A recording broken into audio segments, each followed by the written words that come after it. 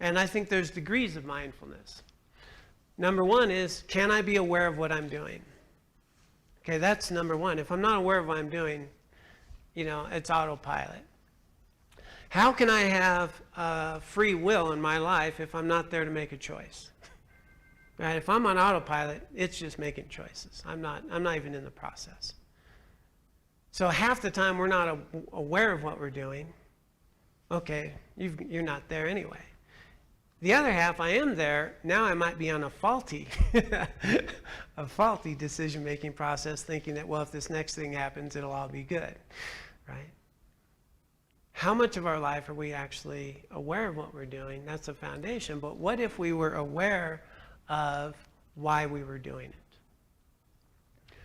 That's a greater degree of mindfulness. I know what I'm doing, but now I know why I'm doing it. I know what my motives are. I know what my impulses that are driving me are. I actually know what's bringing me to this moment. Can I be aware of what I'm doing and why I'm doing it? Now, that's a pretty high degree of mindfulness. A greater degree is it healthy or not? To know what I'm doing, why I'm doing it, and to know whether this supports a life I feel good about or not. Can I know that in real time? That's a pretty high degree of mindfulness. There's a greater degree of mindfulness, and what I think mindfulness is all about, and that is it based in reality? Is my decision-making process actually based in reality? And I will tell you that most of us don't live there often. Because we will still think that if that next thing happens, I'll have it made. We'll still worry about things, even though worrying about them won't help. We believe that if I eat right and exercise, I'm going to live long. We believe if I get the right job, right, the right situation, if I maintain my car, it won't break down.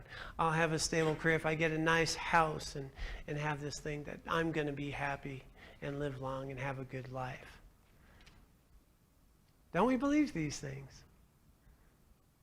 Does that world exist anywhere?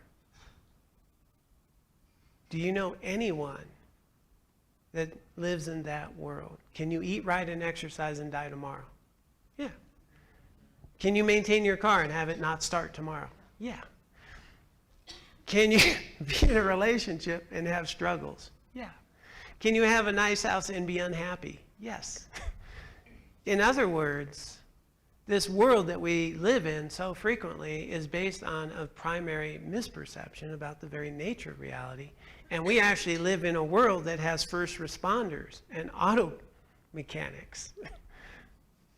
And we live in a world that has hospitals and therapists. We have every human being you've ever met in your life has had loss and sickness and illness and struggle and accidents. And yet, for some reason, I don't think it should happen to me. And that if I just manage things okay, I would be immune from the very nature of life. And then when a problem happens, I think it's unfair. I mean, a fundamental misperception. Anyone ever have to drive up? There's a lot of traffic coming up to Aspen. Have you noticed that these days? And you might actually have the thought, man, I am stuck in this traffic. What about the thought, you are traffic?